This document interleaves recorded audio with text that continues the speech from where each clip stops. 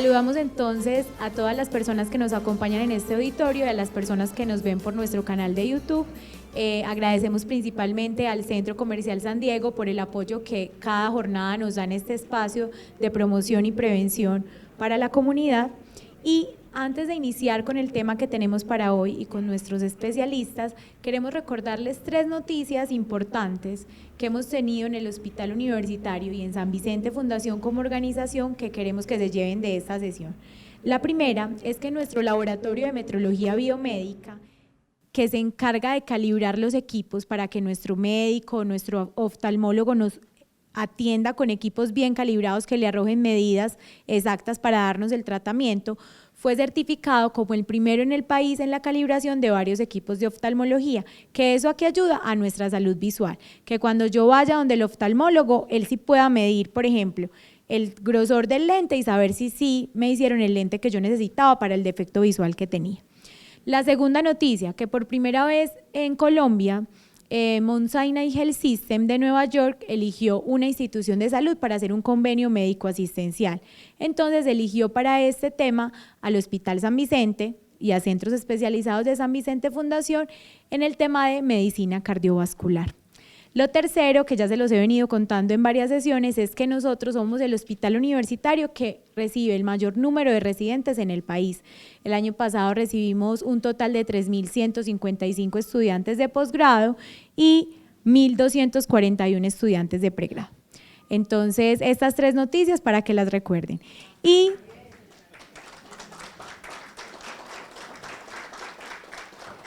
entonces, como saben, hoy vamos a hablar de la gastritis. Ese tema que tanto nos aqueja, que escuchamos en los pasillos, que escuchamos a nuestros vecinos y a nuestros familiares hablando de él. Y para esto nos acompaña el médico hepatólogo y gastroenterólogo, el doctor Gonzalo Guevara, y la jefe de nutrición y dietética, nutricionista y dietista del Hospital Universitario, Natalia Pérez. Entonces vamos a iniciar con el doctor Gonzalo, luego vamos a hablar con la jefe Natalia y al final vamos a tener una sesión de preguntas cortas. Buenas tardes. Muchas gracias por dedicar una parte de su tiempo a venir a compartir con nosotros en estos momentos. Esa diapositiva que está ahí de primera no es un adorno, quiere decir que ustedes pueden entrar a la página web del hospital a consultar cualquier cosa. Y estos son mis 2 correos electrónicos, quiere decir que no están de adorno, quiere que el que quiera los anota. Si tiene alguna duda o algo, no dude en contactarme y yo les contesto. Ese es el hospital conocido por todos, San Vicente de Paúl, ahora San Vicente Fundación, donde tenemos el placer y el honor de trabajar en la sección de gastroenterología, de enfermedades digestivas y de patología.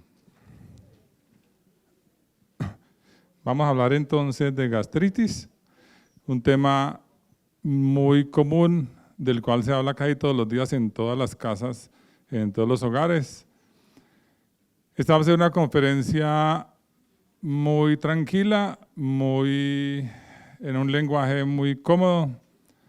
Nosotros somos un hospital que la atención es centrada en el paciente, centrada en los usuarios, entonces esta conferencia también es centrada en ustedes.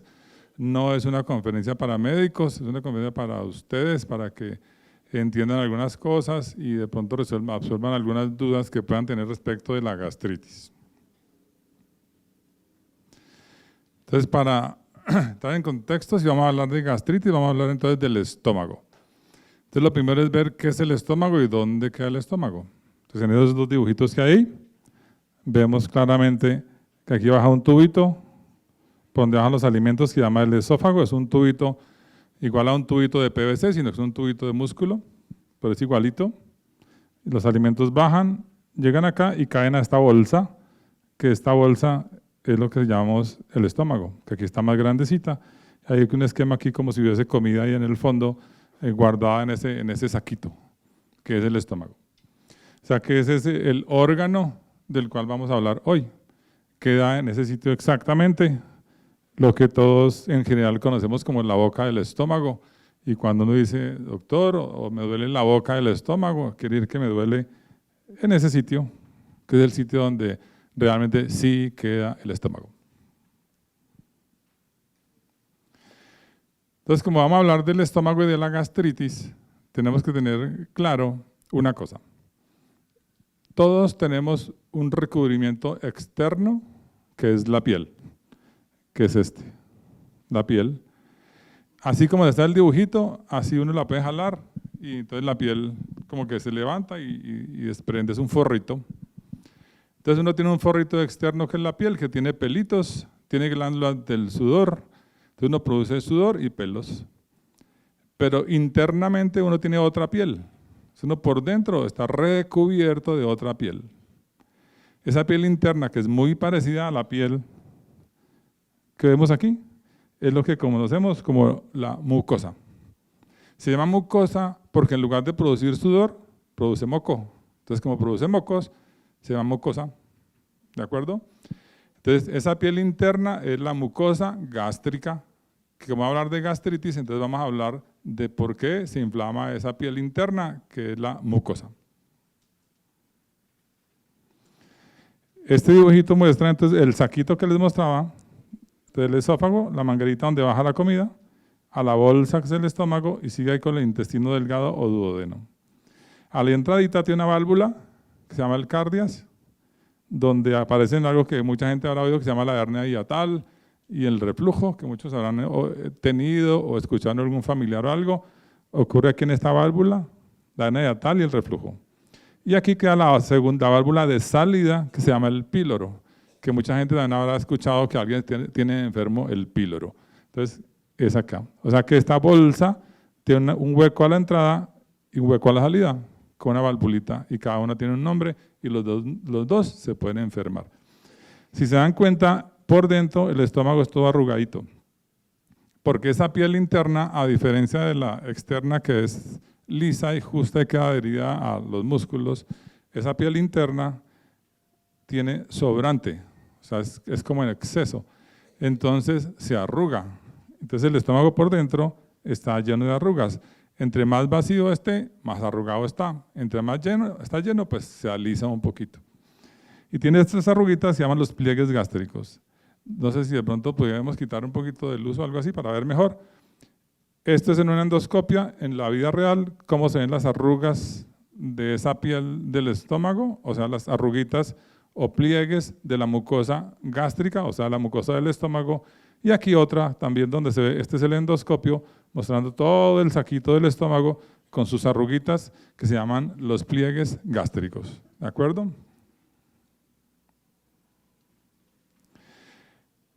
Entonces, ahora, ¿qué es gastritis? Entonces, gastritis es la inflamación o la irritación de la mucosa gástrica. O sea, la irritación o la inflamación de esa pielecita interna que nos recubre por dentro en el estómago. Entonces, esa pielecita se puede irritar o maltratar. Cuando se inflama, entonces decimos, tenemos gastritis. Y la gastritis puede ser aguda o puede ser crónica. Como su nombre lo dice, aguda es la que ocurrió hace muy poquito tiempo. Un ejemplo de una gastritis aguda, alguien que el viernes está celebrando cualquier cosa, para celebrar hay 1000 motivos, entonces celebra y se toma 2 botellas de ron, así intacto. Entonces el alcohol es irritante para el estómago. Esta persona al día siguiente puede que tenga dolor en la boca del estómago. Si yo entro a una endoscopia, seguramente encontraré la mucosa gástrica coloradita, enrojecida, hinchadita, porque ese licor, ese alcohol, la inflamó. Esa persona tiene una gastritis aguda, porque le ocurrió anoche. Entonces fue hace muy poquito. ¿De acuerdo?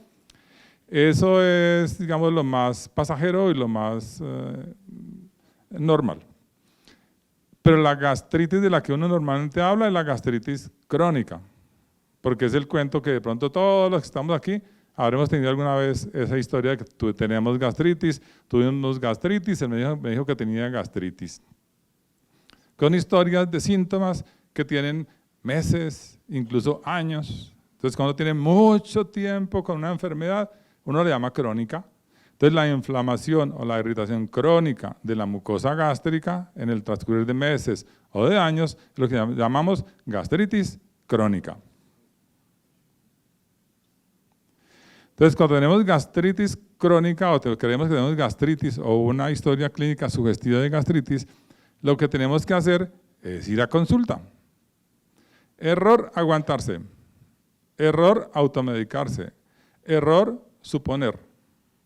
Porque si uno tiene un dolor en la boca del estómago, puede ser una gastritis, pero puede ser un cáncer. Entonces, si uno se aguanta las ganas y no va al médico, pues entonces se quedó sin saber y de pronto puede ser demasiado tarde.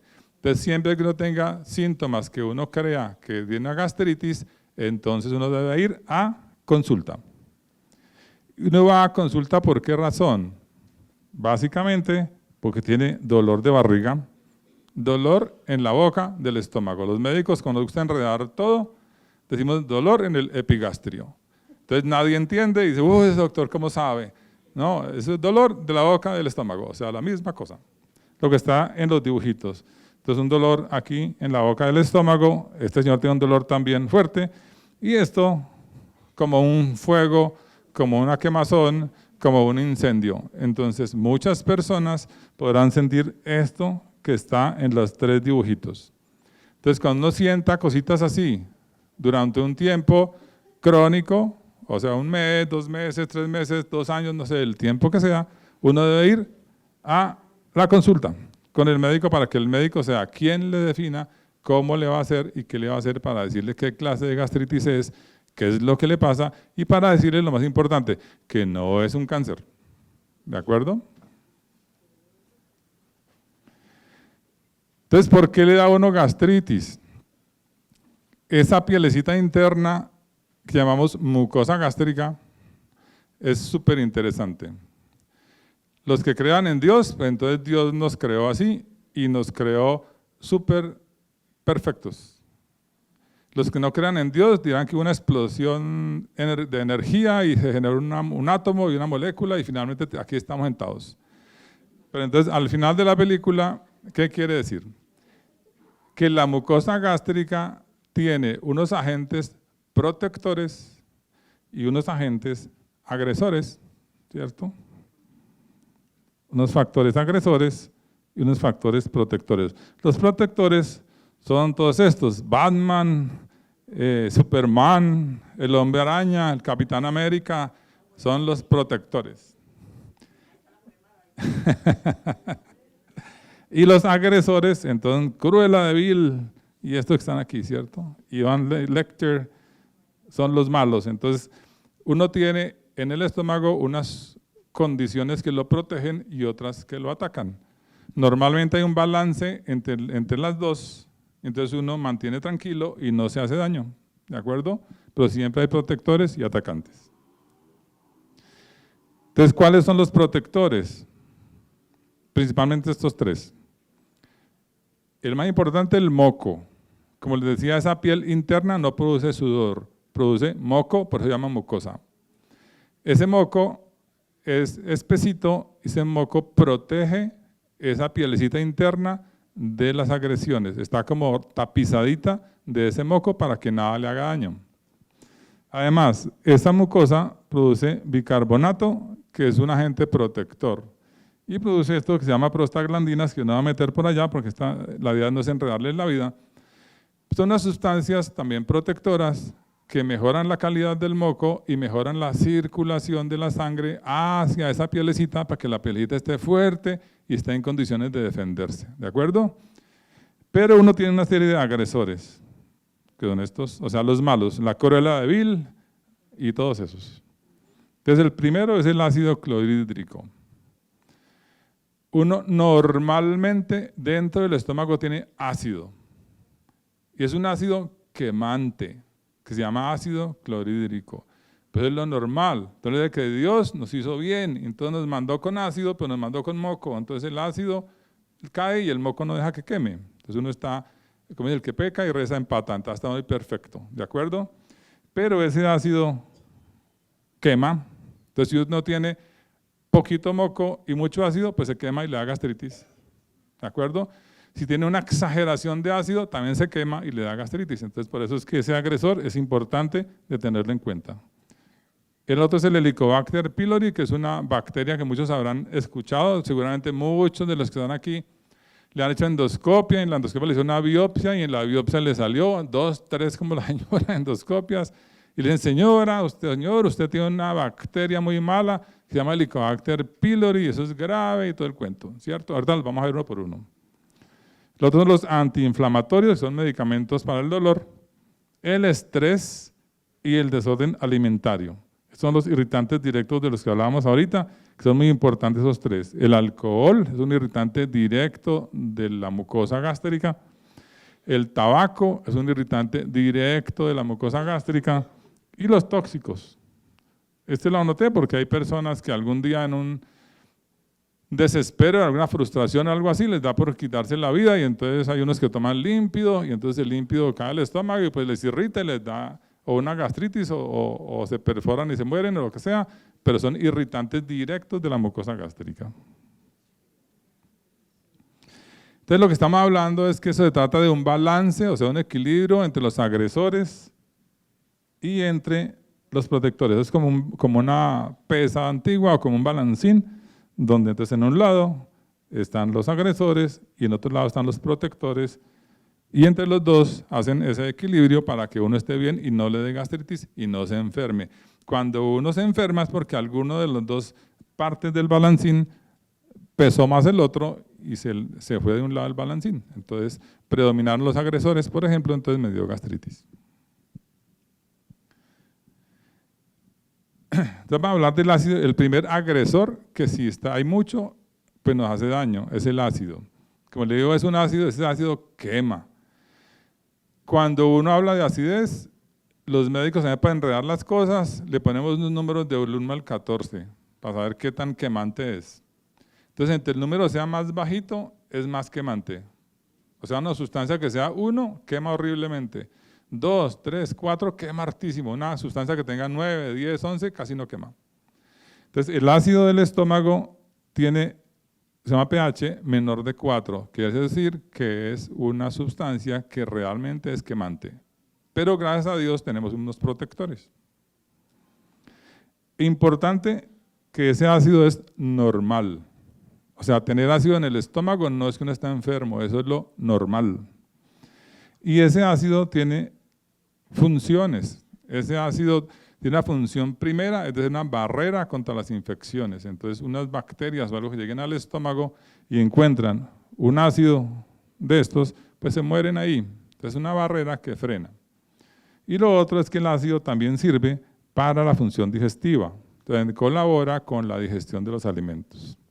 Entonces, como tenemos ácidos, ¿cierto? Desde ahí viene la palabra antiácidos. Entonces, que a mi tía Teresa está tomando antiácidos. Entonces, ¿para qué lo está tomando? Para ir una contra el ácido clorhídrico que seguramente lo tiene en exceso. ¿De acuerdo? Entonces, de ahí viene la palabra antiácido. Ahora vamos a hablar del Helicobacter pylori. Entonces, el Helicobacter pylori, todos acá, estoy seguro que lo conocen o no han escuchado nombrar. Y uno lo ha escuchado nombrar y siempre tiene esa idea, que ese es el Helicobacter pylori. Eso es un monstruo monstruoso, terrible, horrible, horripilante, ¿cierto? Y todo el mundo se ha dedicado a tenerle un miedo y un pánico porque ese animal muerde y tiene unos ojos así horribles y me va a matar, ¿cierto? Otro le tendrá menos miedo, entonces dicen, es un monstruo, pero es un monstruo simpático, que seguramente no es tan bravo como el otro, ¿cierto? Pero de cualquier manera, este es el monstruo real. Así es como una salchichita con 4 paticas. Entonces, si se dan cuenta, no tiene dientes, ni tiene ojos saltones, ni garras, ni emite rayos, ni centellas, ni es así, ¿de acuerdo? Pero sí es muy importante, ¿por qué? Porque esa bacteria no es un habitante normal del estómago. El ácido, hablamos antes que ese sí era normal en el estómago, en la bacteria no. Entonces, como la bacteria es un invasor del estómago, entonces produce gastritis.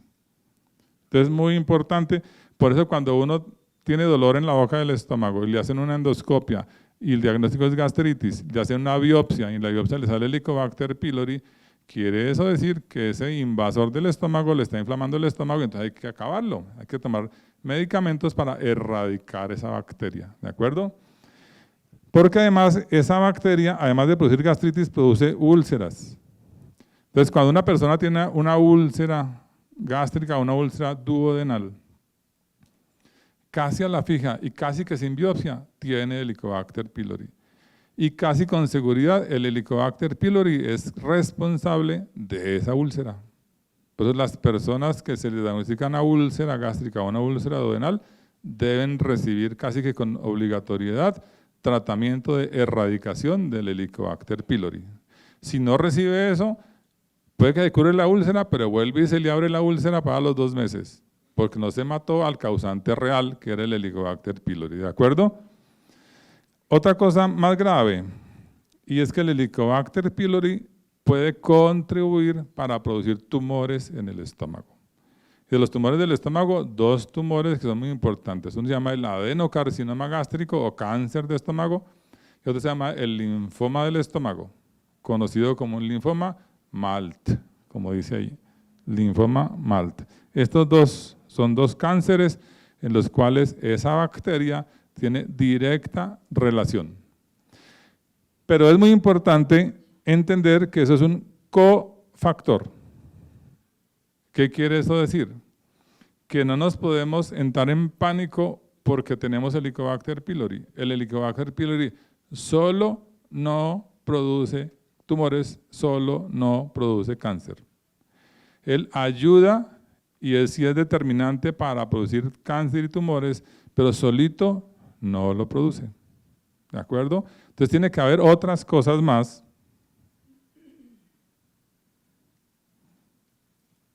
O sea, tenemos el Helicobacter pylori, o sea, el monstruo,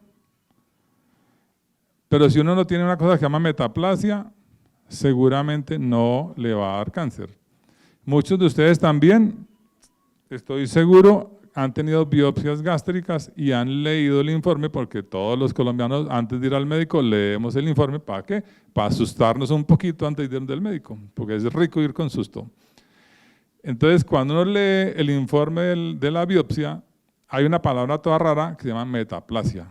Entonces, cuando dice, y se observa metaplasia, entonces uno, ahí sí se va más de asustado por el médico, porque metaplasia, eso debe ser es cáncer, ¿cierto? Entonces, vamos a hablar ahorita de qué es metaplasia. Además, tiene que haber atrofia.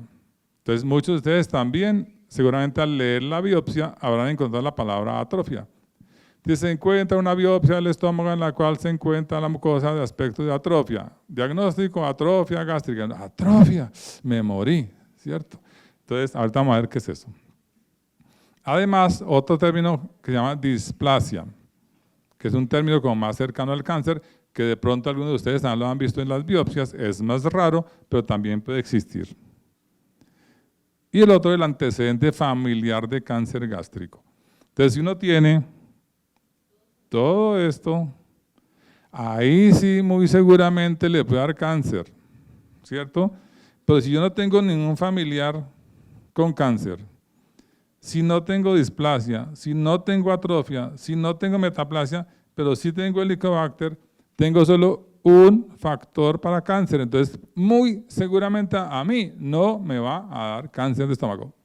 Entonces me puedo tranquilizar, pero no relajar. O sea que me debo hacer el tratamiento de matar esa bacteria, de erradicar la bacteria, pero sin susto, ¿de acuerdo? Porque no tengo el resto de las cosas. Entonces, como los médicos enredamos todo, entonces inventamos ese Helicobacter, en vez de llamarse Pablo, se llama Helicobacter. Metaplasia, atrofia, displasia, nombres todos raros para que nadie entienda. Entonces vamos a entender. Atrofia. Entonces, atrofia significa adelgazamiento. Puse ahí 2 manitas para compararlas, para que todos miremos lo que es atrofia. Entonces decimos que tenemos una piel externa y una piel interna. Entonces, esa piel externa es igualita a la del estómago, por ejemplo, a la mucosa gástrica. O sea, cuando uno es jovencito, pues esa pielecita es gruesa, mullidita, como un cojincito. Entonces, si tenemos niños en la casa, un bebé en la casa y les miramos la manito, eso parece una empanadita. Eso es divina. Pues si nos miramos todas nuestras manos y recordamos como las teníamos antes y como las tenemos ahora, y mira cómo he cambiado, ¿cierto?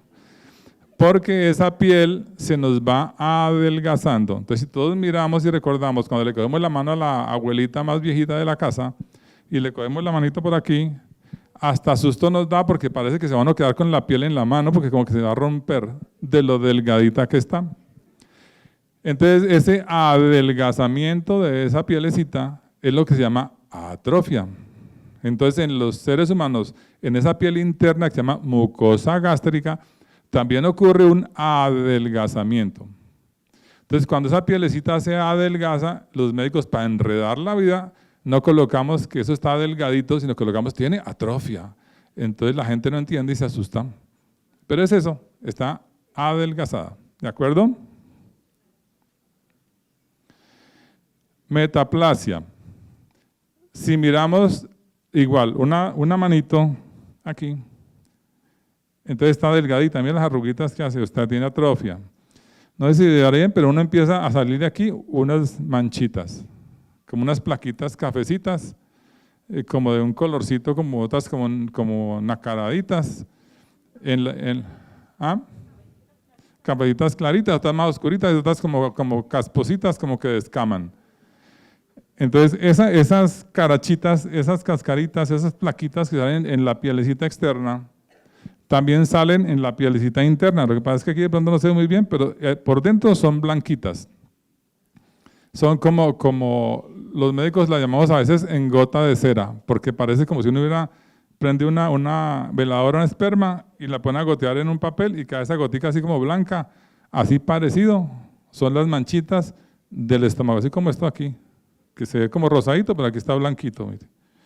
Y aquí en la pielecita externa son cafecitas y en la piel interna son blanquitas. Eso se llama metaplasia.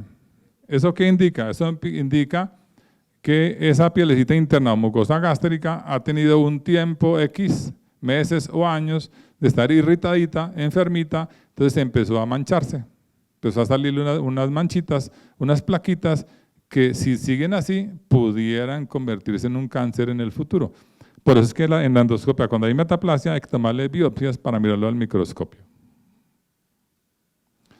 Cuando se pone más feito,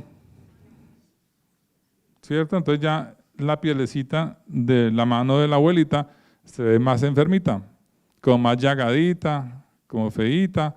Entonces aparece un término que se llama displasia. Displasia quiere decir que la pielita se está transformando como hacia un cáncer.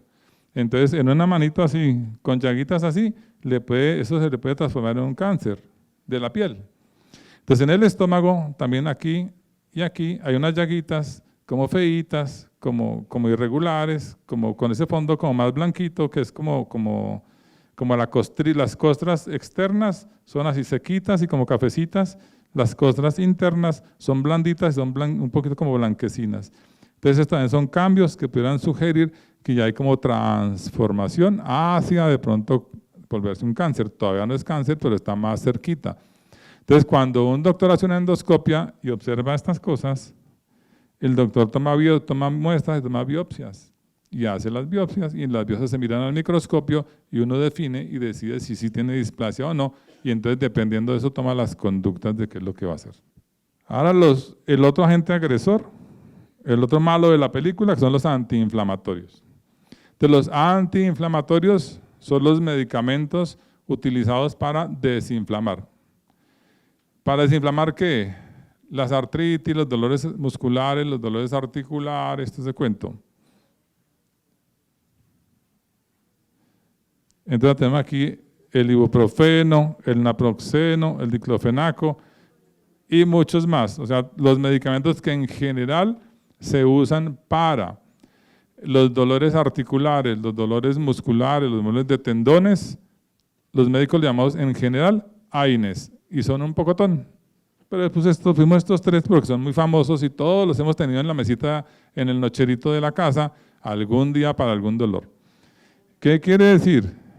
Que si uno se empastilla y no respeta esto, y uno cree que una pastilla de esas es un grano de maíz, y no lo es, y en lugar de tomarse lo que el médico le dijo, tómese una pepita 2 veces al día, y dice, tengo tanto dolor, voy a tomarme una cada 2 horas, o se toma 2, en lugar de una se toma 2, entonces está jugando con el estómago, porque estos medicamentos son delicados. Esos medicamentos irritan la mucosa gástrica y la pueden volver así, llena de llaguitas, vean, ¿sí ven?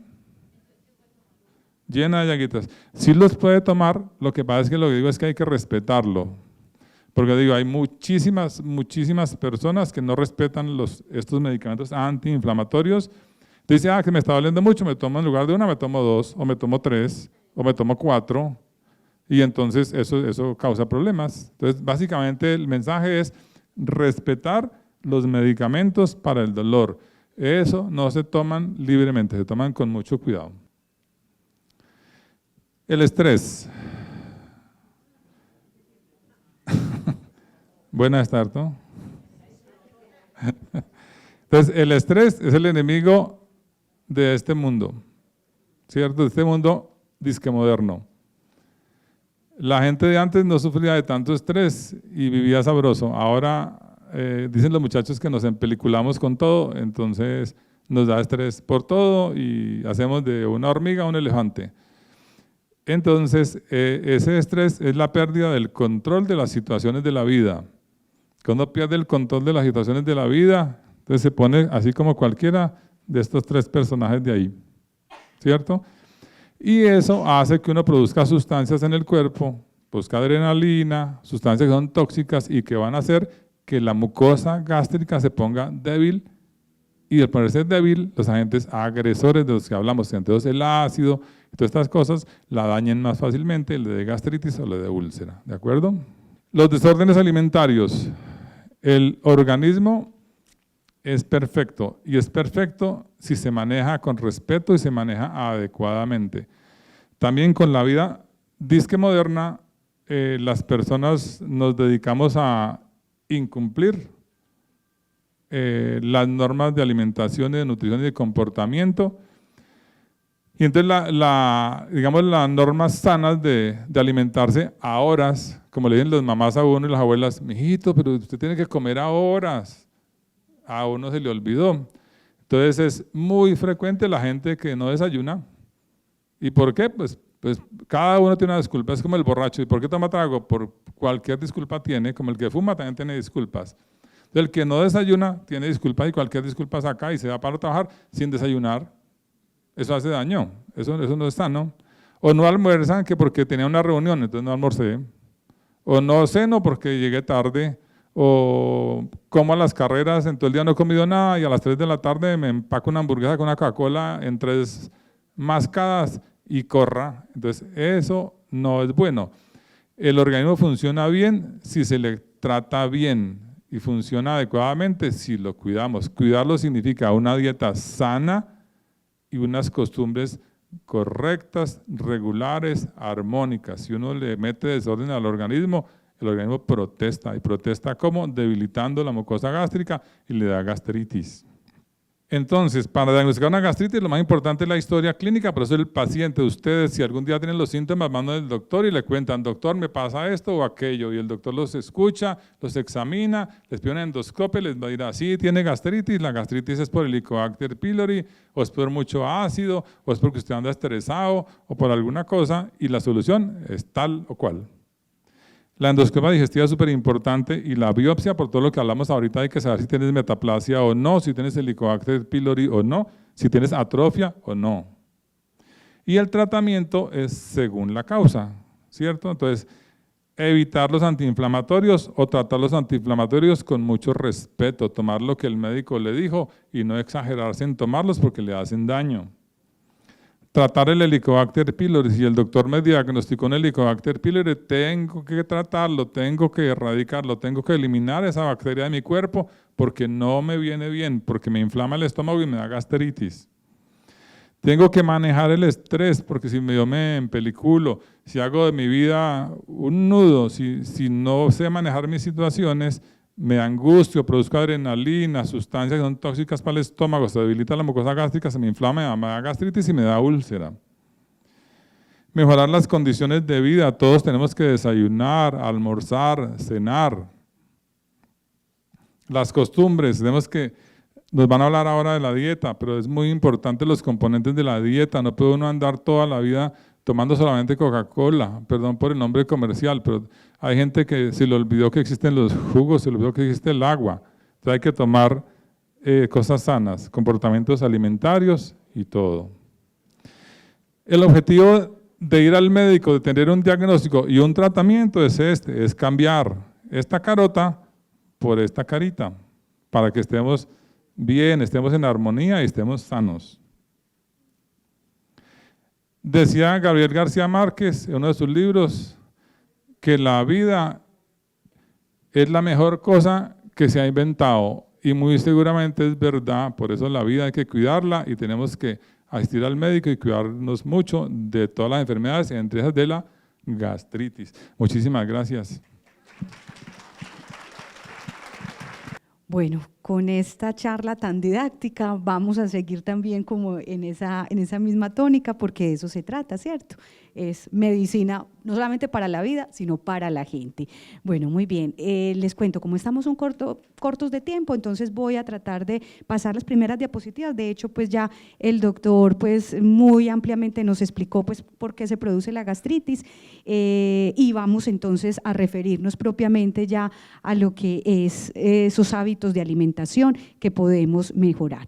Ya la definición de la gastritis, bueno, entonces el doctor nos decía algo, sí, ese tratamiento dietético dependerá de la gravedad de los síntomas y del tipo de gastritis, y me uno a lo que él dice, por eso no es una receta única para todos los pacientes. Entonces va desde dietas blandas permanentes hasta dietas libres que sean de fácil disgregación y desmoronamiento. Ya enseguida les explico qué significa esto.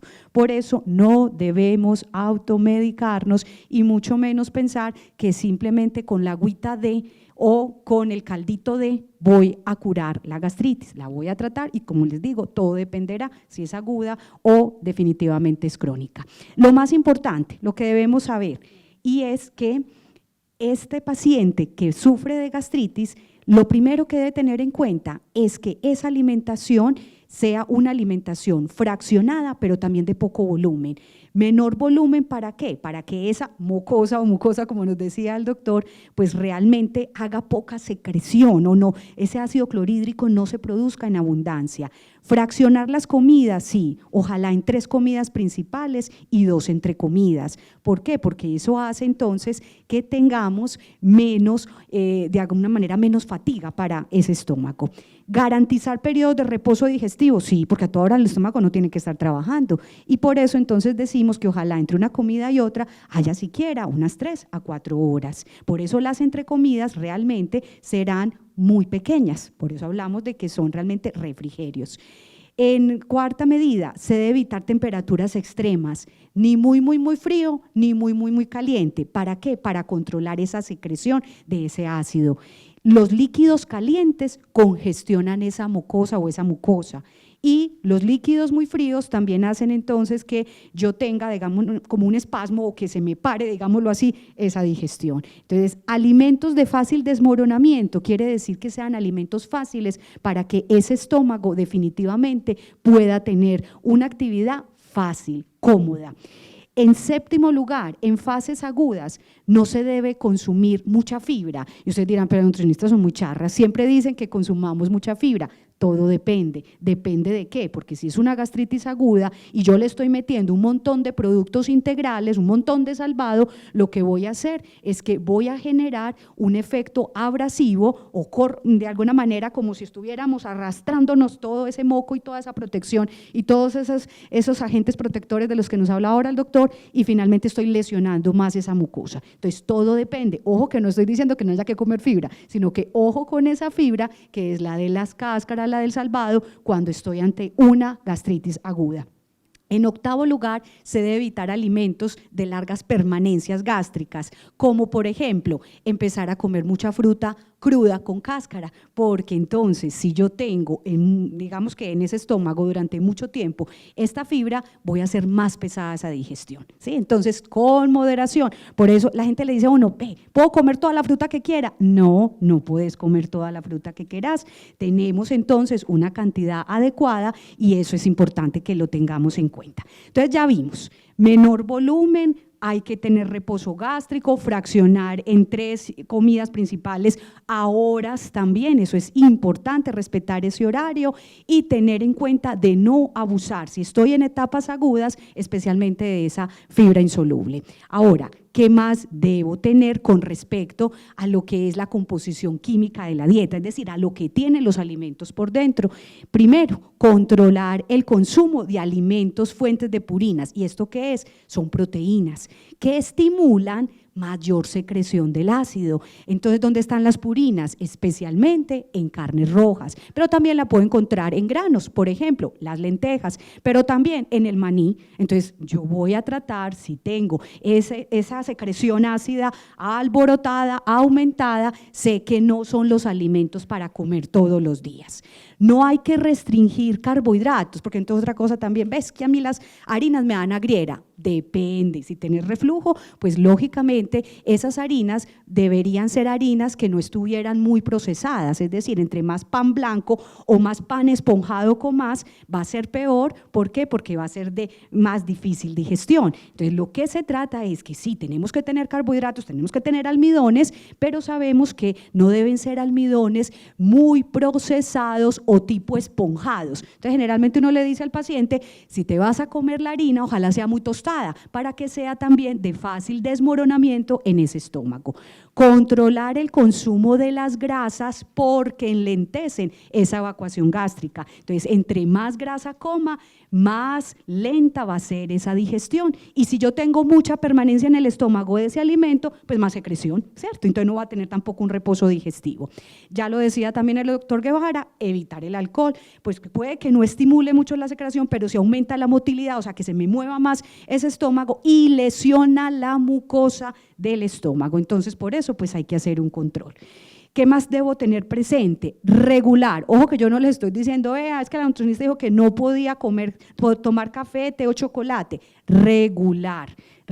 Si yo ya tengo lógicamente diagnosticada una úlcera, estas son de las primeras sustancias que uno le dice al paciente, trata de no consumir o te vas por productos como por ejemplo el café descafeinado, un café neutralizado que puede lesionar menos la mucosa. Y es que a veces no solamente, y lo dicen los estudios, no solamente la cafeína, sino que hay otra sustancia precisamente en el café que es el ácido clorogénico que como es ácido de todas formas sigue lesionando. Entonces, si está descafeinado no significa que me voy a tomar pues todo el litro de café, porque de todas formas sigue habiendo sustancias muy ácidas. Y algo también que yo les recomiendo, bueno, si no puedes quitarte los 2 o 3, por lo menos que sean café recién preparado, no café hervido. Entre más hervido y quemado va a ser peor para esa mucosa. Evitar el humo del cigarrillo, eso también significa entonces, pues claro, los que estamos al lado igual somos fumadores pasivos, pero tener presente que como tal es el humo del cigarrillo, por todo este efecto que tiene el alquitrán, la nicotina y todos esos productos aromáticos que hace también que esa mucosa se pueda irritar con mayor facilidad. Entonces, bueno, ante este panorama, entonces ¿yo qué tengo que hacer?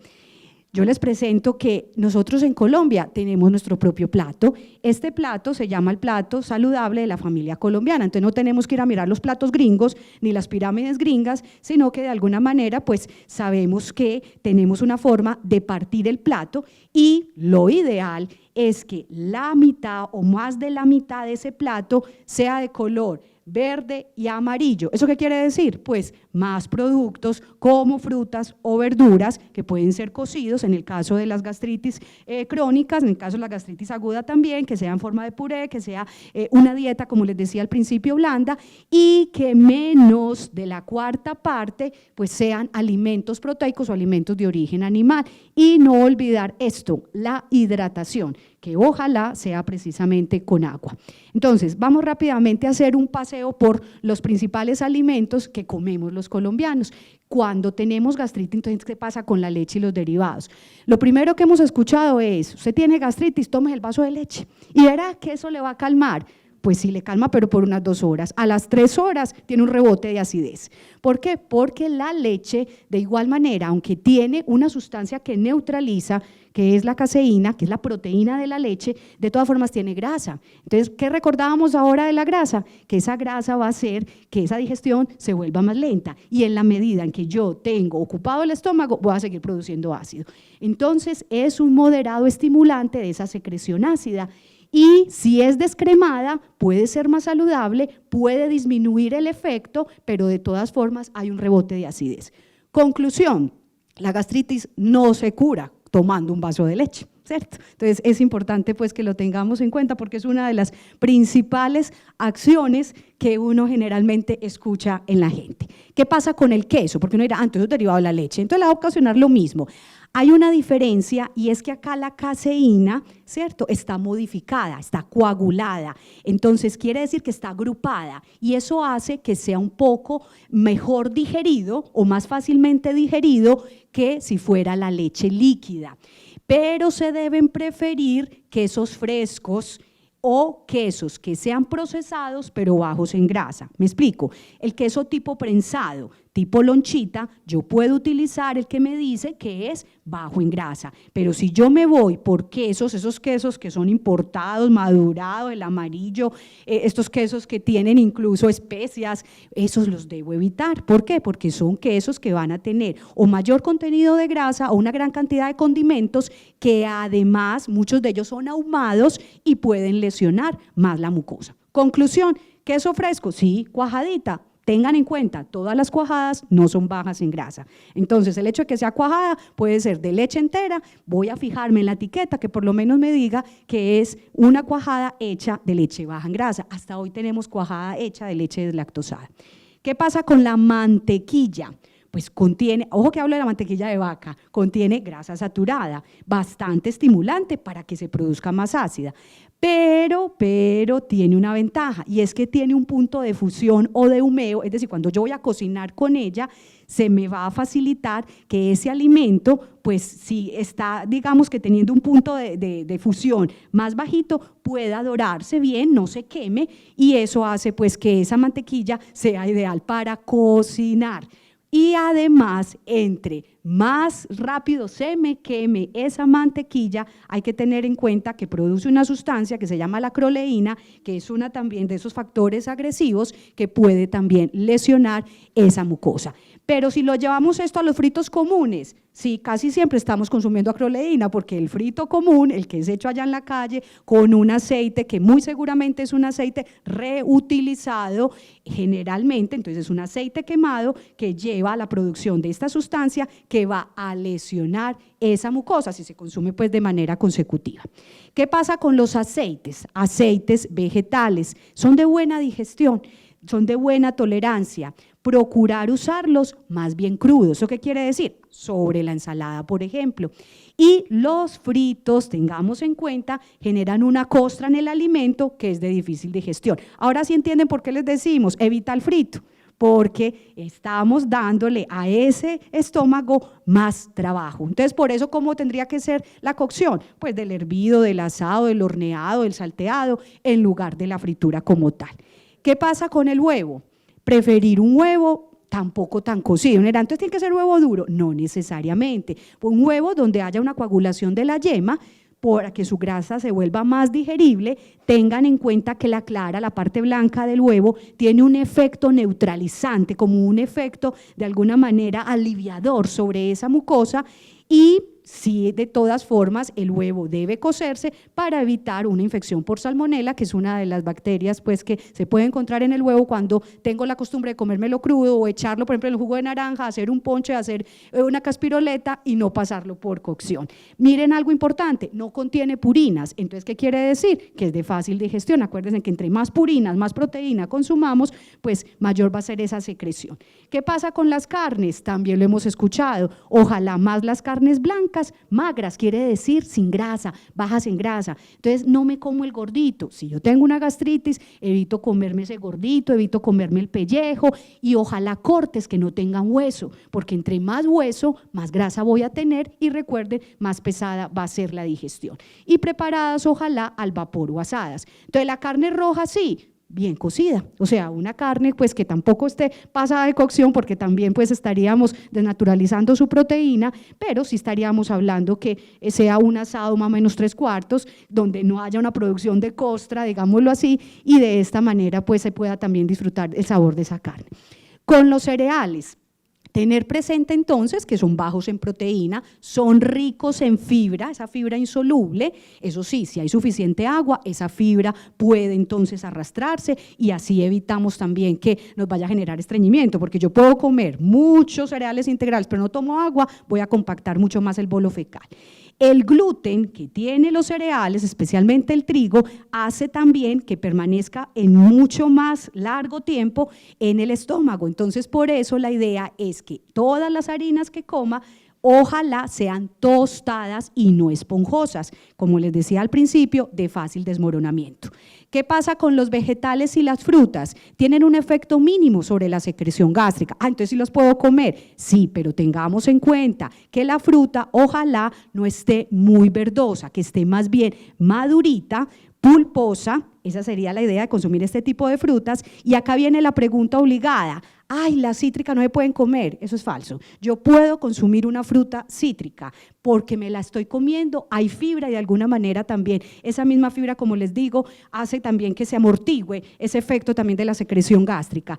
Pero sé que así como la cítrica, tengo que comer otro tipo de frutas, porque de todas formas recuerden también que ningún alimento es completo y yo debo obtener también otro tipo de nutrientes de otro tipo de frutas. Y por otra parte, las frutas cítricas son ricas en ácido ascórbico, muchas de ellas también en betacaroteno, que son ¿qué? Antioxidantes, protectores de esa mucosa gástrica. Entonces es más un mito.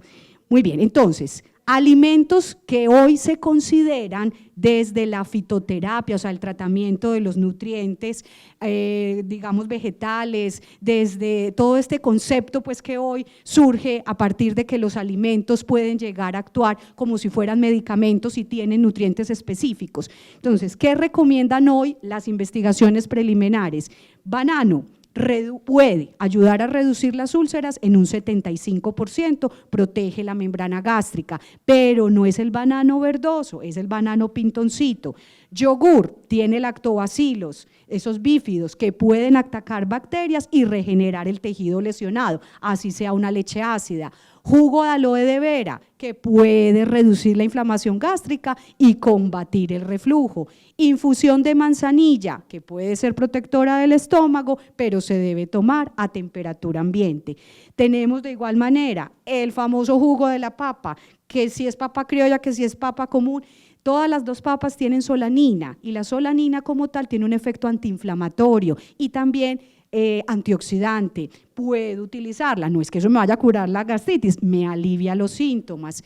Avena en hojuelas, ya sabemos por qué, porque es fibra que puede también ayudar a amortiguar esa producción del ácido. El arroz blanco hervido o preparar de alguna manera el juguito en arroz blanco, ojo, no estoy diciendo arroz tostado, porque entonces estaríamos causando ya un estreñimiento, pero sí puedo utilizar mucho más el arroz blanco hervido dentro de las preparaciones, ¿para qué? Para también tener ese efecto, digamos así, neutralizante. Calabaza o llama cocida, zanahoria hervida, también neutraliza la acidez. Miren el repollo morado es de muy buena digestión comparado con el repollo verde, lo puedo simplemente saltear o lo puedo simplemente quebrantar. El aguacate, sí, recordemos, 1/4 de aguacate es igual a una grasa.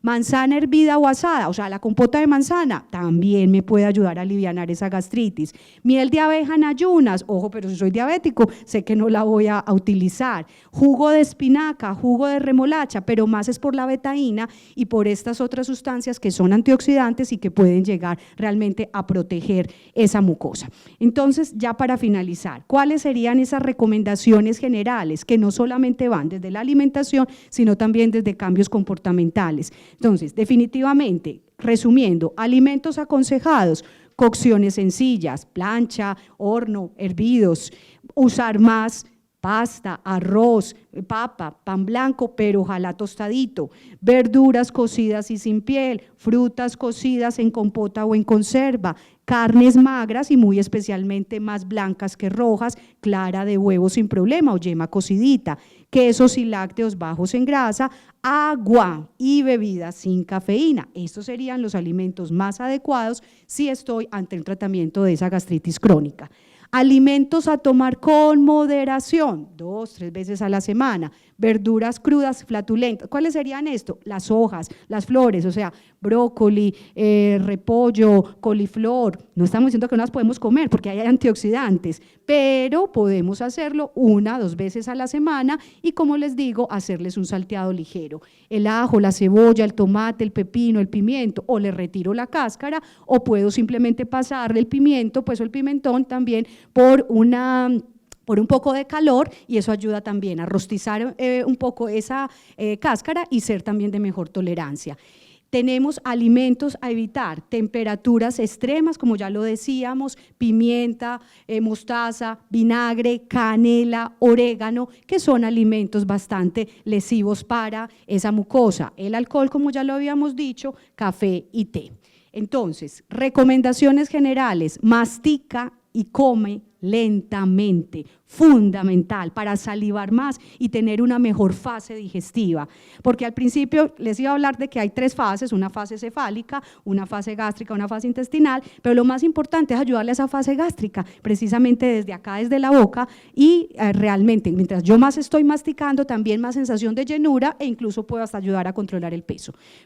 Fracciono la dieta en pequeños volúmenes, evitar masticar chicle con el estómago vacío, además porque estoy tragando aire y eso va a ser peor. No consumir jugo de sobremesa, esperar ojalá unos 30 minutos después de las comidas e ingerir agua a temperatura ambiente, ojalá. O sea, que la campaña es no por el jugo, sino por el agüita. Y ya la fruta me la puedo comer entre comidas. Comer en un ambiente relajado y hacerlo consciente, que uno come viendo televisión, come hablando por teléfono, hagámoslo consciente.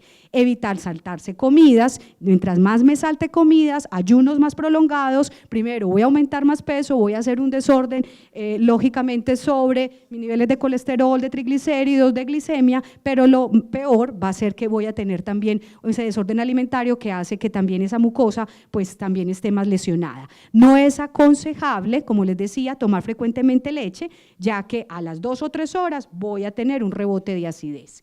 Evitar los alimentos en preparaciones muy grasosas, fritas, estos derretidos, gratinados, modificar la textura de los alimentos para tener también un mayor reposo gástrico en puré, en cremas, en sopas, mantener un peso saludable, sobre todo controlar la barriguita, porque cuando hay entonces más sobrepeso a nivel central, pues vamos a empeorar entonces este problema de reflujo y por supuesto pues esa digestión no va a ser muy cómoda. Procurar no usar ropa ajustada, fajas, las señoras que de pronto somos llamadas a usar la faja pues para vernos más delgaditas, dormir como mínimo 7 horas al día, esto es fundamental para que esa digestión también se comporte muy bien.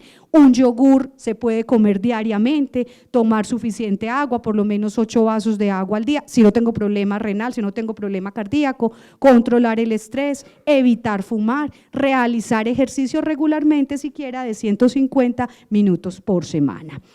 Come poco y cena más poco, que la salud de todo el cuerpo se fragua en la oficina del estómago. El vino demasiado ni guarda secreto ni cumple palabra. Miguel de Cervantes. Muchas gracias.